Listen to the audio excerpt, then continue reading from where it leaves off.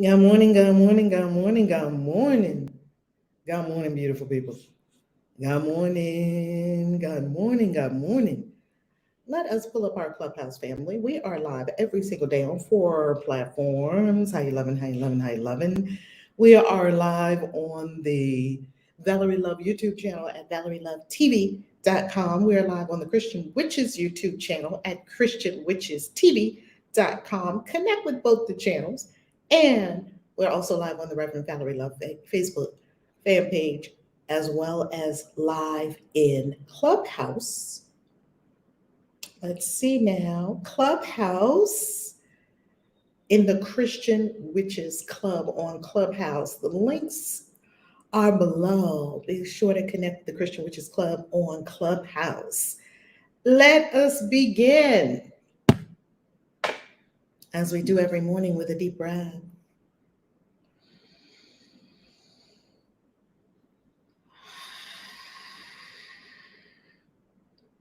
Let go.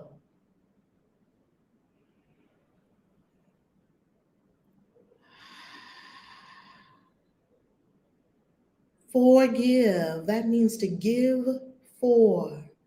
Forgive.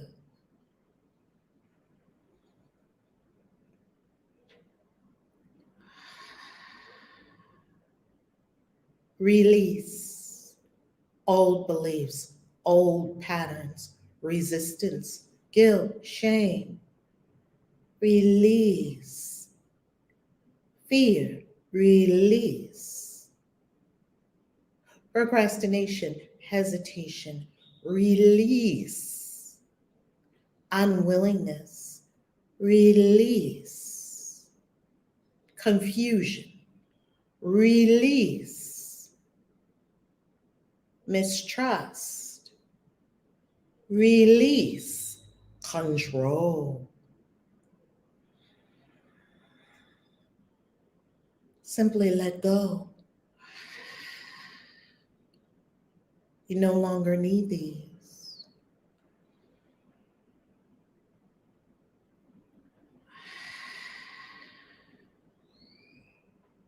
Let go.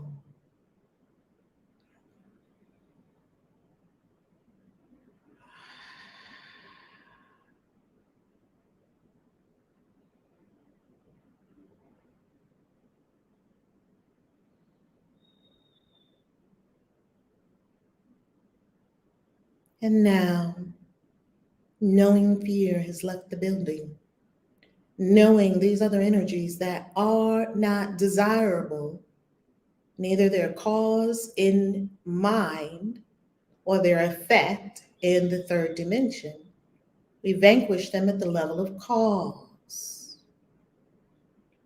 And we now fill up with love. Fill up. Fill up. Use the breath to fill up with love. Fill up.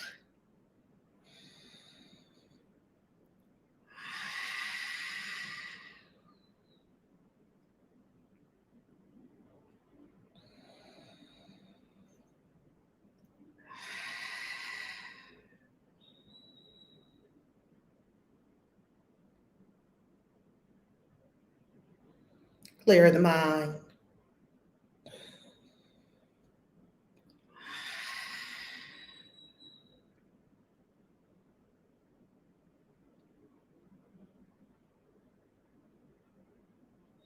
And now, Great Spirit, that we have invited love to fill up our consciousness. We know we are aligned with the universe at large. We know that only good comes to us and all who are associated with us. We know that only good comes to all. Good in the form of peace, bliss, beauty, health, happiness, life, abundantly, joy, fulfillment, beautiful love relationships, and more. Ashe, so mote it be. Amen.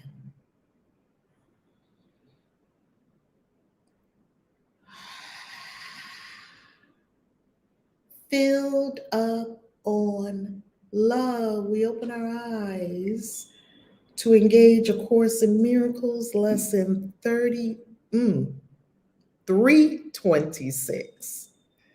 326, 30. Woo! I'm way back there in February. 326. God morning. God morning, incredible family. Come on, Lauren and Seymour Entertainment. Reconnect with self.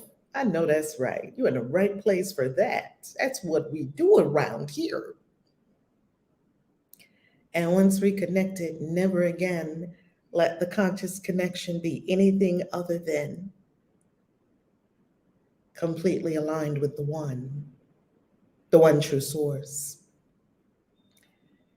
I am forever an effective God. Effect is a capital E.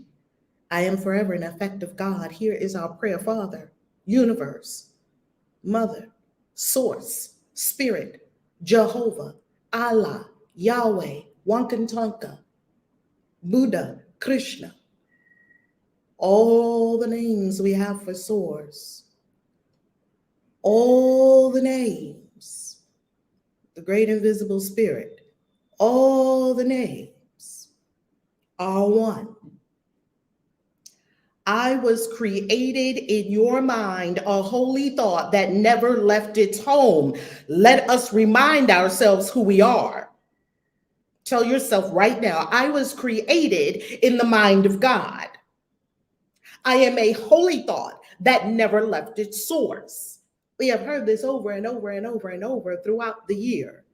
We have been here for 326 days straight in a 365-day marathon that will conclude in Mexico. Down here where I have a beautiful home, we will conclude in Cancun, Mexico.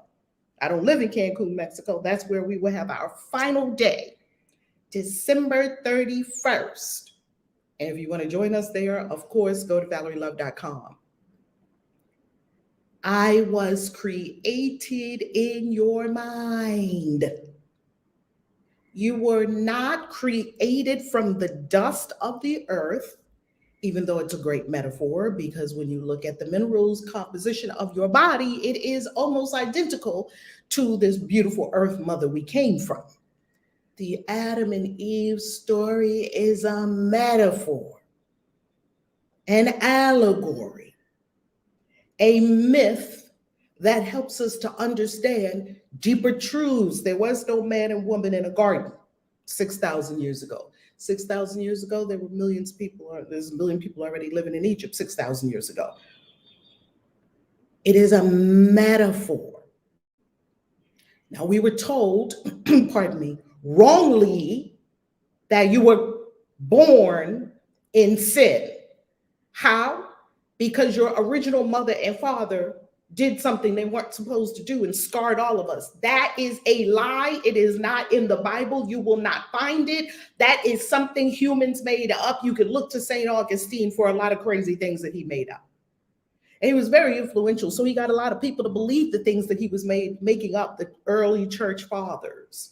You're born in sin. You're apart from grace. You can never come back to grace. And now the Course helps to correct these thousands of years old lies. You were not born in original sin. There is no such thing as original sin. There is no such thing as sin.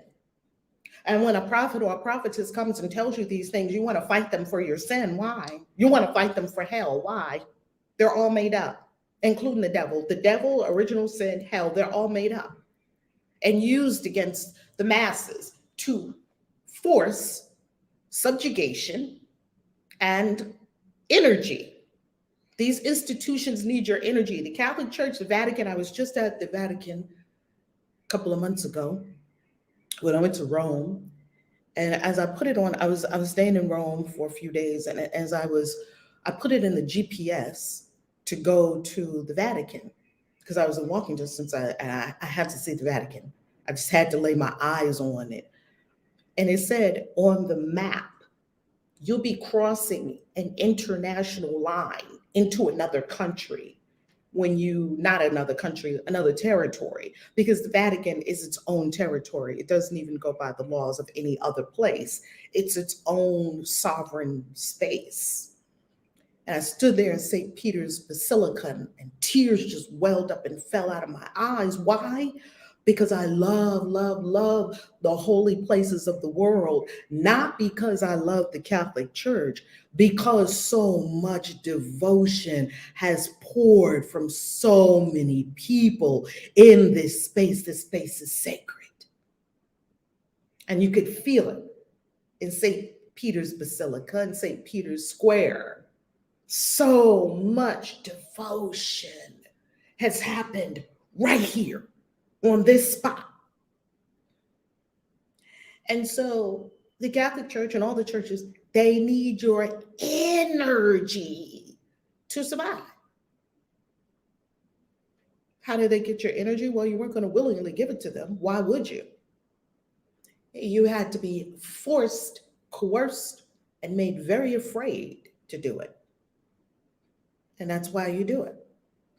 And as soon as you break free from that and you start to understand that these were all made up, these things that we've cherished so deeply in our minds, we no longer give all of our energy to any entity outside of self. We have a change of trajectory and focus, and our focus turns within to the portal that is to the great invisible source that everyone has access to. Everyone has grace, but they told you didn't have grace.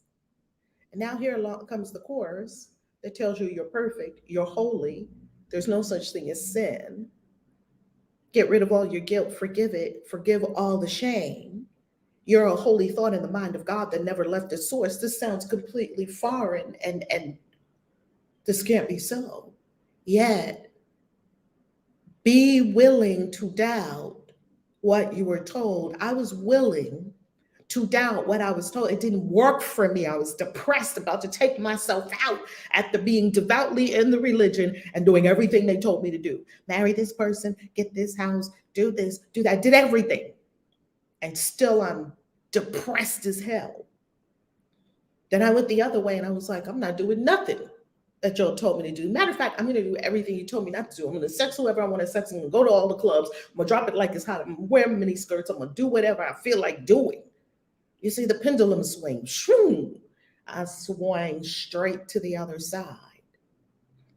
Swang might not be a word. Anyway, that wasn't the answer either.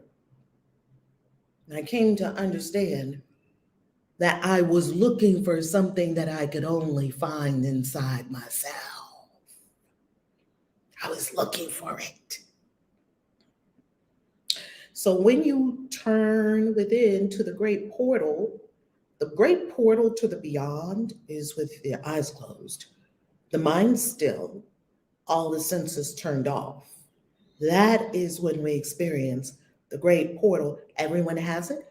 Everyone has access to it. Everyone has access to all the grace, all the love, all the joy, all the beauty, all the bliss, everything in the whole universe. It's not constricted by color.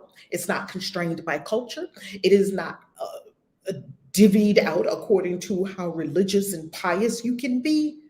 Everyone has equal access to the divine because everyone is divine.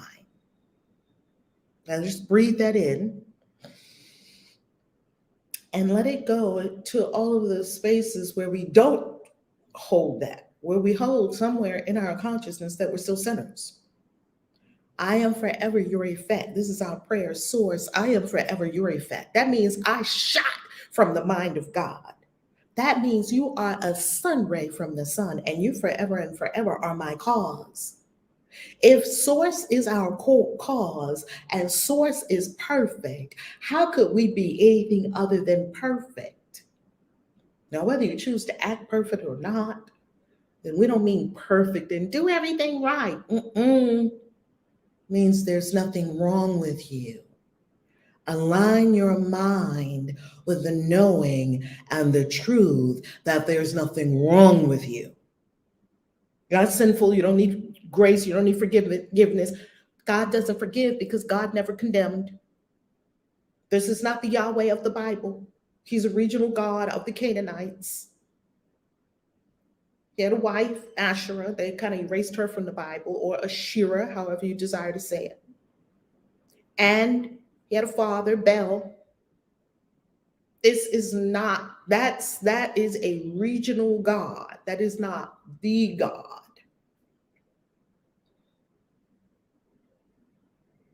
So when you think of things that they told us, oh, these people were bad, that's why they got killed. Oh, thou shalt not suffer a witch to live. Let's kill the witches.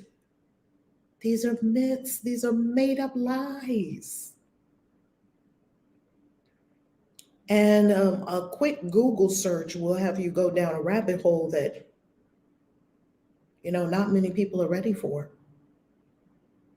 As you created me, I have remained. As God created us, we have remained. As God created all, we have remained. As God created me, I have remained. You were not created perfect, and God said, good, and then you had a fall. That didn't happen. Hard for us to get this. Hard for us to get this stuff because we want to think something's wrong with us. We want to think that there's something inherently wrong with us. That would be called shame. And how do we know that people think that there's something inherently wrong with them? Because we play little. We show up smaller than we really are. We're afraid to step out and be big and be seen and be bold and stand on what we stand on. All that's a function of shame. Because shame thinks something's wrong with me. So if I write this book, I'm going to be outed that something's wrong with me. Something's wrong with me. So if I stand on stage in front of people, people will see what's wrong with me. Something's wrong with me. So if I get into this love relationship and I really get intimate and I really let someone peer deep into myself, they're going to see my flaws. There's nothing wrong with you. As you created me, I have remained. Just tell yourself that the way I was created is the way I remain. There's nothing wrong with you. Where you established me, I still abide. Where God established you, you still abide in love. And all your attributes abide in me. All the attributes of God abide in me. You are a holy thought in the mind of God that never left its source. Because it is your will to have a son so like his cause, that cause and its effect are indistinguishable. And when you hear that you and source are indistinguishable, that you are so like your creator, your spirit self, we're not talking about this body avatar, your spirit self, as they call it in church, your spirit man or your spirit woman. Well, they call it your spirit man for everybody. I call it spirit man, and it can be a spirit woman too, even though spirit is beyond gender. Your spirit self, capital S, is the same as God. That means God is showing up on the planet as you, as me, as all. God being love, life, consciousness, spirit, source, whatever you desire to call it. Let me know that I am an effective God. And so I have the power to create like you. Let me know. This is our prayer today. Let me know I am an effect of God. Let me know it so that I create like you. Let me know it. And as it is in heaven, so on earth. This is a law as above, so below. This is an ancient Hermetic law from Hermes Trismegistus. As above, this is what we were told he told us. And so it was brought down to us in a book called The Kabbalion. You can read it, The Seven Hermetic Principles from Kemet. As above, so below. It says the same thing here. As it is in heaven, so on earth. It says the same thing in the Bible. As it is in heaven, let it be on earth. Your plan, I follow here. And at the end, I know that you will gather your effects into the tranquil heaven of your love, where earth will vanish and all separate thoughts unite in glory as the Son of God. There will be an end of space-time. And quantum physicists say the exact same thing as the Course if we listen carefully to what they're espousing, especially the three scientists who won the Nobel Peace Prize, not the Nobel Peace Prize, the Nobel Prize this year. They proved the universe is not real. Really mind-boggling things. Here's our thought for today. Let us today behold earth disappear. At first transformed into a beautiful, peaceful ball, and then forgiven, fade entirely into God's holy will. Everything fading into, God's holy will. Everything fading into the holy will of Source, which is our will. And what is God's holy will? God's will is that we be happy. God's will for me is perfect happiness. God's will for you is perfect happiness. God's will isn't for you to be obedient. God's will isn't for you to give a whole lot of money to the church. God's will isn't that you go to the church every Sunday and stay there all day and then go to Bible study on Wednesday night so you can be a good person. God's will isn't that you go around and feed every homeless people you come across and give money to every person that asks for it. God's will is not that you be on 50 committees in the church going to do this and that and the other and not sitting still and going with it. I cannot tell you how many church folk have said to me over the years that they were so busy in so many communities and so many ministries that they never sat down and went deep into meditation, deep within themselves. Too busy giving energy to an outside entity that cannot give you what you're seeking. They can't give it to you. You must find it within. They cannot give it to you. They don't have it to give to you. You must go on your own hero's quest and find it for yourself. And that would be behind your closed eyelids. Let us breathe. Lesson 326, I am forever an effective God. I am forever an effect of God. That means in the cause and effect relationship, you are an effect of God, and you are a cause in your life, and you create as does God. Oh, money in the vortex. Wait a minute, let me get my bell. We got the bell right here behind the Buddha. Hey, Buddha. Hey, love it, Buddha. A lot of peace coming from behind me right here. And here's my bell from Egypt. Hi! We got Hathor on the bell. It's my Hathor bell.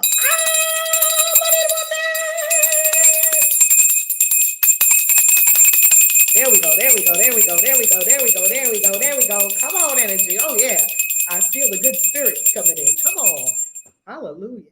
I am forever an effect of God. I am forever an effect of God. Yes. Yes.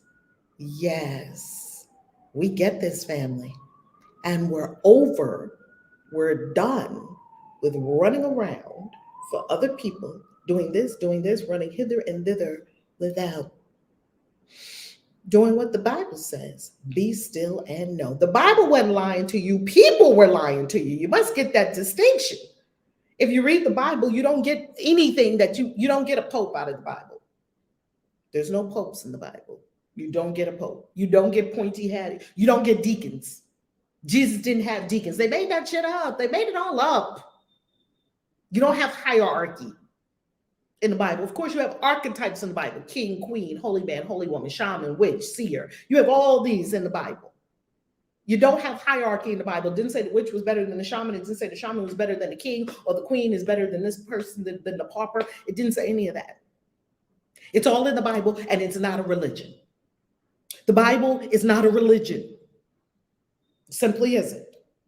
The Bible is a book of energy. I love what one of the rabbis said about this in Kabbalah, David Guillaume. He said this about the Bible. He said, the Bible is a book of energy, outlining and detailing and explaining the DNA of energy and how it works and how to use it. The Bible is a book of energy. Jesus didn't have no deacons. Oh my God. The deacons and the deaconesses coming up to the front with their white gloves on. Ooh, come on, deacons and deaconesses. I mean, it's cute, it's nice and all. I don't hate on anybody. It's lovely. I go to church. I'm gonna be like, yeah, whatever they're doing in the holy house, I'm in. Some holy houses, they make you take your thing off your head. Some they make you put it on your head. Some they make you, spin around. Some you sit down. Some you stand up. Some you kneel. Some you sit on the floor. I mean, I'm good with all of it. You don't need none of it. Now, the other day, something came to me. The deacons will give you the tickets. The deacons and the deaconesses, their wives. Oh my goodness. Gotta love it. Gotta love it all. You just go beyond that. Here is the purpose of religion. The purpose of religion is to give you some kind of moral compass and operating code so that you don't go out in life and be a hellion. So you need something when you're young, just in case your mother and father didn't tell you. Don't lie, don't steal, don't cheat people, don't sleep with your neighbor's husband or wife. It's not going to go well for you. Don't murder anybody, don't stab people. What you do, what you put out comes back to you. You had to get some kind of standard operating code on how you're going to be in this thing called life. Love everybody, love your neighbor, be kind to people, forgive, be humble, don't be too prideful. We needed that. Then after you get the standard operating procedure down pat in your spirit, you're not going to be a hellion. That's kindergarten. Then you're supposed to graduate. You're supposed to graduate religion. Religion is still useful. That's why it's on the planet. That's why billions of people still follow some kind of religion, even if in name only. They have some kind of honor or respect for the religion. I do too. I just understand what religion is. When it's time for you to eat some steak, religion is not going to give you steak. It gives you infamil. Here, baby, don't kill, okay? No, don't have sex at all. Until you get married, then you can have sex with one person for the rest of your life. Right then, I was like, I don't think I could do that. Sure enough, I didn't. I don't think I could do that.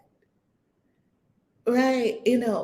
It gave you some kind of higher way of living, right? No, we're not milk anymore.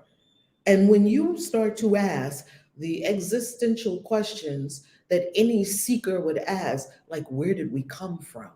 And what is astrology? And what is crystal energy? And what is energy? And what is alchemy? And what is magic? And how does witchcraft work? You start asking those questions, they're going to tell you one thing and one thing only. No, don't touch it. Why? Because you are now tapping into mysteries that are for the initiated. You are not going to just be able to waltz your way into astrology, alchemy, the occult sciences, magic, witchcraft, astrology. These are the high magical arts and sciences. You can just waltz your way into them, you're going to get hurt. That's what's going to happen to you. All of the high magical arts and sciences have a process to initiate you step by step and grade by grade into being able to harness and anchor greater and greater spiritual energy. You can't just walk up in there and be a high priestess. Try that in Yoruba. Try going to a Yoruba priest right now and say a Baba Luau or a high priestess and say, make me a high priestess today. After they slap you, I'm going to put you out on the street and say, go somewhere, little dumbass child, go somewhere.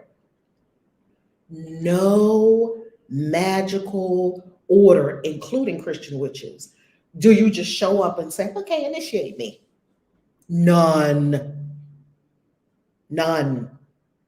You must be introduced step by step, grade by grade, into the magical arts and sciences, and many times, many initiations along the way. So far, I lost count of the initiations that I've had. I probably had about 4 or 5 so far. And you will find that of just about every magician, sorcerer, witch, wizard, druid, shaman. We have had many initiations, and these initiations really almost killed us because they were killing something in us. They were killing the old self. So you died in those initiations. They were very brutal. And then people want to just pop up and call themselves high priestess. Good luck with that one. And see if you don't get chewed up and spit out. Don't do that to yourself. Put yourself in a mystery school. And then when you do put yourself in a mystery school, give yourself to the mysteries. That's what I did. I gave myself to the mysteries. Okay, Spirit, how does this universe work? And scales began to fall from my eyes step by step. And I began to see that the Bible had it. Oh, it's all in the Bible. And the lost books of the Bible, and the Gnostic Gospels, the Nag Hammadi Library, all of the, I would say, the corpus of all the Holy Scriptures. It's in there. It's all in there. The magic dragons are in there. Aliens are in there. But we've got sanitized versions and edits. I don't need anybody to edit anything for me. I'm grown. I can determine for myself what it is. Give it to me. Give it all to me. Do you know it took them about between 400 and 1,000 years to come up with the 66 books of the Bible that you have today? It took centuries for them to talk about, well, this one should be in and this one shouldn't. And then when they decided which one should be in, they burned everything else. You can't have it. It's heretical. They went on their whole attack, their whole heretical attack. Attack anything and anyone that doesn't agree with these 66. It's really very fascinating that they thought they could squelch the truth. And meanwhile, the true keepers of wisdom, way deep in Egypt, Qumran, had the scrolls written on papyrus. I have some papyrus right here on my altar. I have papyrus on that other altar straight from Egypt. Written on papyrus that does not disintegrate. Had the scrolls carefully and put them in jars, sealed them up, and put them in caves and in the sand. And it's dry and it's hot. We are so thankful for the desert because the moisture was not there. It was so dry and hot that we have these words perfectly preserved for us. Oh my goodness. And here and there you have some that were burned. There's a story about how they found some of these and the lady used she used the scrolls to wrap up things and put it in the oven and burn it and stuff like that. We have what we need. And here's where you go to get it. And I talk about it all the time. Pseudepigrapha.com. P.S. There it is, pseudepigrapha. I go there all the time. Pseudepigrapha.com is spelled P.S. Here's the spelling of it right here. Go here. Go here. As someone, I tell you, these people are so wonderful. I'm going to send them money. I'm going to find a way to donate to these people because they assembled so many incredible books for you. You don't even have to go anywhere. You don't have to go to Barnes & Noble. You don't have to go to Amazon. You don't have to buy them. Pseudepigrapha, Apocrypha, and Sacred Writings. Look at all these sacred writings that they'll give you right here. Even the Book of Mormon. I got the Book of Mormon while I was away because I was in a hotel room and they put the Bibles and things like that and the teachings of Buddha in Japan and Hawaii. When you look in the hotel, rooms, you're probably going to find the teachings of Buddha. That's where I found my teachings of Buddha. I was in a hotel, a beautiful resort in Hawaii on the island of Oahu, Waikiki Beach. And I opened the drawer in the nightstand like I do in every hotel, sort of like a ritual. What holy people were here? Because I want to know that the place was blessed by somebody, the Gideons or somebody. I like that. and I opened it. It was the Teachings of Buddha. I was like, where's the Holy Bible? Gideons, are y'all not on your job over here? Like, because the Gideons go around and do all these Bibles in the hotel room. So I'm like, what? And something said, pick it up. And I was like, can I touch it? If I touch it, will my hand fall off? That was me coming out of Christianity. I saw that Teachings of Buddha with the big, beautiful sunrise on the cover. I said, oh my goodness, I want that book. Pick that book up. Now, I was in Hawaii to marry my Baptist husband. We had a destination wedding. And here go this witch all up in the Teachings of Buddha. He was like, what's that? What you going to do with that book? You know, that's not going to go over well with a book or with a Baptist, a Buddhist book. When you going to put that book down? I'll tell you, I had that book with me everywhere in Hawaii. Huh? I'm just reading. Every second I got, I was reading. I was like, oh my goodness. Couldn't believe what was in this book. I was on the beach, whipped out the book. He's swimming, wasn't getting the water. No, I'm good. Reading the Teachings of Buddha. Couldn't put it down. Took it with me. Sent the people a check. I said, because you know they tell you, take the Bible, Well, not too long ago, I was in a hotel and I found the Book of Mormon. And wow, I mean, if that's not magic, I don't know what is. I mean, they got magic on magic in the Book of Mormon. It's amazing. Read the Book of Mormon. You can read all these things. They're available to you. Nobody's stopping you. The Pearl of Great Price. Look at historic works. Then you're going to look at the pseudepigrapha, the books of Adam and Eve, Life of Adam and Eve, the Apocalypse of Adam, the Book of Adam, the Book of Adam and Eve, the Second Treatise of the Great Seth. These things, these 6 books right here, 2, 4, 6, 7. These 7 books right here will blow your mind with all those stories of Adam and Eve after they left the Garden of Eden. You will be like, oh my God, including the burial of Adam, including the burial of Adam's body and the burial of Adam's, the preparation of Adam's soul. It will blow your mind. The stories of the serpent. Oh my God, the crystal cave. They were in a cave of crystals. I mean, the stuff sounds like something out of Lord of the Rings. Enoch, Melchizedek. Where do you think Lord of the Rings got it from? The Bible. These are stories that go all the way back. They harken back to Egypt, Sumerian, some are Egyptian, some are even beyond Kemet, Kingdom of Cush. The Kingdom of Cush, Ethiopian. Some of these stories are Babylonian. Some of these stories are Persian. That's where their roots are, retold in the Bible. You need to read all of these. Read them all. Read them all. Just go down the list and read each and every one. The infancy gospel of Jesus will have your head explode. The infancy gospel of Jesus will have your head explode. About the baby Jesus. I mean, it's just mind-boggling how his mother used to take his bath water and heal people with it. Mother Mary used to give Jesus, baby Jesus, bath water to people, and the people would take the bath water, put it on them, and be healed. She used to give his blankets, baby blankets, to people. They would wrap themselves. There was one couple, there was this like Siamese twin kind of thing was going on. And they also had some kind of evil spirit associated with them. And they wrapped them in the Jesus blanket. And somehow they each came into their own and they were no longer possessed by this spirit. I mean, it's the stuff reads like, you won't need any novels. I promise you, if you read these stories, you will not. I don't know what they were smoking. The people that wrote these stories, I can tell you, it is beyond any story you will find anywhere. Those are the things they did not want in the Bible. Those are the things they kept from you. They didn't want you to read it. Why? You'll see why when you read them, because it doesn't go along with the packed little story they made up. They made up a sanitized little story and they put it together and they kept telling you the story over and over again. And they killed everybody that wasn't on board with this story. And then they rewarded you if you had the story. Oh, you're so good. You're so pious. You're going up. You're going to heaven.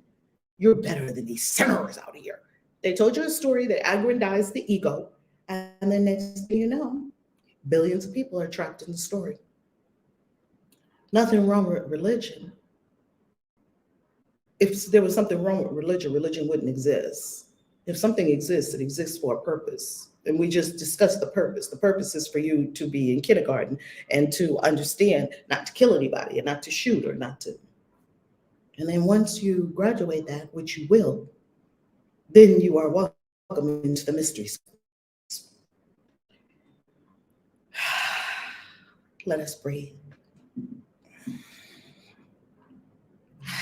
And if that is your path, then Christian Witches Mystery School could be the mystery school for you. I will be teaching in the mystery school about angels and demons coming up in Sedona, Arizona in just a few short weeks. You would want to get over there, go to christianwitches.com.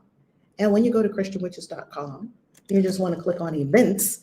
And once you go to events, you will see that we will be there for our sacred rite and ritual. The witches and I were just talking about this yesterday. Some of the witches that teach in the mystery school, Queen Vashti and Queen Hadassah. You click on events once you get to Christian Witches. And when you click on events, you will see right here. Now, if this is after the winter solstice ritual and retreat that you are looking at on video right now, if it looks different, then you just want to go with whatever you see before you. Right now, we will be going to Sedona for the mystery school. And this mystery school classes that I'll be teaching in Sedona are classes that I absolutely love about angels and demons and how demons, negative entities, negative spirits are influencing your life every day, how to banish them and get rid of them, and how to call upon the angels of the Kabbalistic tree of life, the 10 Sphero of the tree of life, which we love those angels. It covers a huge spectrum of angels. A lot of people don't understand that there are many angelic systems. You don't want to mix them. First, you want to understand what the systems are and then select a system that works with you, master the system. And then once you master the system, then you can tweak according to your desires. We never tweak until we know what we're doing. Don't tweak until you understand why the thing is like the thing is. This is our ritual. Registration closes on December 12th, 12/12. So you want to bust a move, okay? So I'll be teaching magic. The mystery school will be teaching magic in one of the most magical places on the planet, that is Sedona, Arizona, for 4 days from December 19th to the 22nd, and we'll have you home before Christmas. Look at the demon and look at the angel. That's some nice graphics, isn't it? So even though they don't actually look like that, that's just something that we can, have as a visual of what we're talking about. So we'll be there for December 19th to the 22nd. And this is really going to be a powerful event because of our rituals that we do. In addition to our classes, and we have the initiation of the witches who have worked all year to now be initiated in the mystery school and have been some founding members of the mystery school being initiated as well and receiving their robe. We have a ritual robe and they will receive their ritual robe. I'm so thankful. That is all happening in about a month from now because today is the 21st. Today is the 22nd.